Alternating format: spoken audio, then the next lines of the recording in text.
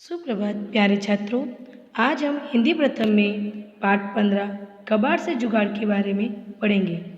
इस पाठ के माध्यम से आप सभी पर्यावरण प्रदूषण की समस्या के प्रति जागरूक होंगे तथा साथ ही कम खरीदो कम फेंको के सिद्धांत का पालन करेंगे और घर के कचरे का सदुपयोग करना सीखेंगे। आइए हम इस पाठ को प्रारंभ करते हैं। आप सभी अपनी पाठ्य पुस्तक का पृष्ठ नंबर 139 139 खोल कर रखें और मेरे साथ साथ पाठ का अध्ययन करें। हम खरीदते हैं और इस्तेमाल के बाद चीज़ों को फेंक देते हैं। अक्सर हम अपनी ज़रूरतों से कहीं ज़्यादा खरीदते हैं।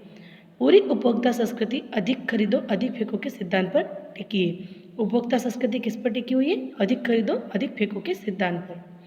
आज हम पृथ्वी के सीमित साधनों का अंधाधुंध इस्तेमाल कर रहे हैं। अंधाधुंध मतलब बिना सोचे विचारे।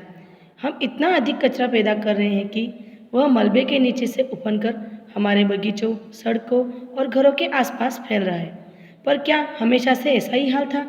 क्या भारतीय समाज पहले से इस प्रकार की बर्बादी के पथ पर अग्रसर रहा है? अग्रसर मतलब आगे बढ़ता। नहीं, इतिहास इस बात का साक्षी है। नहीं, ऐसा नहीं है। पहले समाज में ऐसा नहीं होता था। भारतीय समाज में पहले ऐसा नहीं होता था।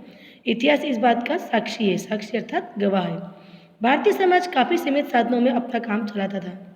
भौतिक जीवन को देखने का भारतीयों का एक अलग नज़रिया था। इस दृष्टिकोण के हिसाब से किसी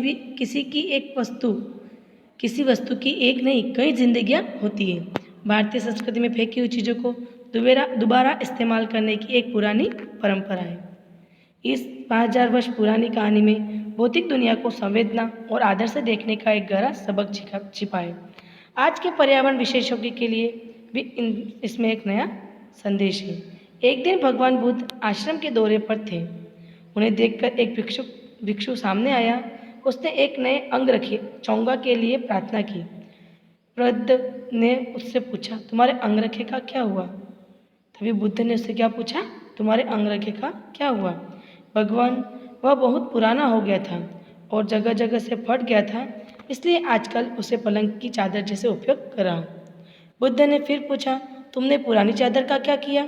भगवान, चादर तो बरसों के इस्तेमाल के बाद एकदम फट गई थी, इसलिए मैंने उसे काटकर तकिए का गिलाफ बना दिया। भिक्षु ने उत्तर दिया, परंतु तकिए के नए गिलाफ से पहले भी उस पर कोई गिलाफ बड़ा चढ़ा होगा, उसका क्या हुआ? बुद्ध ने मामले की बारीकी से जांच करते हुए पूछा। मेरा सिर हजारों लाखों बार उस गिलाफ से रगड़ा था। उससे गिलाफ में एक छेद हो गया था। मैंने उस फटे हुए गिलाफ का एक पायदान बना लिया, भिक्षु ने विनम्रता से कहा। बुद्ध इस उत्तर से भी असंतुष्ट नजर आए। वह हमेशा चीज़ों की गहराई से तहकीकात करते थे। उन्होंने अपना अंतिम सवाल पूछा, अच्छा यह बताओ कि तुमने पुराने पायदान का क्या किया? भिक्षु ने अपने दोनों हाथ जोड़कर प्रार्थना के स्वर में कहा, भगवान, पुराना पायदान तो मेरे पेड़ों की रगड़ से एकदम तार तार हो गया था। उसके रेशे बाहर निकल रहे थे, इसलिए मैंने उसके रेशे को इकट्ठा करके एक बाती बनाई। बाद में मैंने उस बाती को तेल के दिए में जलाया। भिक्षु की दलील सुनकर बुद्ध मुस्कुराए। भिक्षु को नया अंगरखा मिल गया। बढ़ता हुआ कचरा आज विश्व के सामने एक भीषण समस्या बन चुका है, जिसे सुलझाने में मानव जाति अपने आप को असहाय व असमर्थ महसूस कर रही है। बढ़ती हुई जनसंख्या तथा बढ़ते हुए उद्योग इस समस्या को दिनों दिन बढ़ाते जा रहे हैं। कबाड़ के पहाड़ आज पर्यावरण प्रदूषण को खतरे के स्तर तक पहुंचा चुके हैं। इस वैश्विक मतलब पूरे विश्व स्तर की समस्या ने समाज को इस पर गंभीरता से सोचने पर विवश किया तथा नए नए उपाय सोचने का अवसर दिया। इसका परिणाम यह हुआ कि हमने कचरा प्रबंधन के विभिन्न तरीके निकाले। इसमें सबसे उपयोगी तथा लोकप्रिय तरीका है पुनर्चक्रण या रिसाइकल। सरल शब्दों में कबाड़ से जुगाड़। पुनर्चक्रण या रिसाइकल का अर्थ क्या होता है? कबाड़ से जुगाड़, जो वेस्ट है उसका बेस्ट उपयोग करना।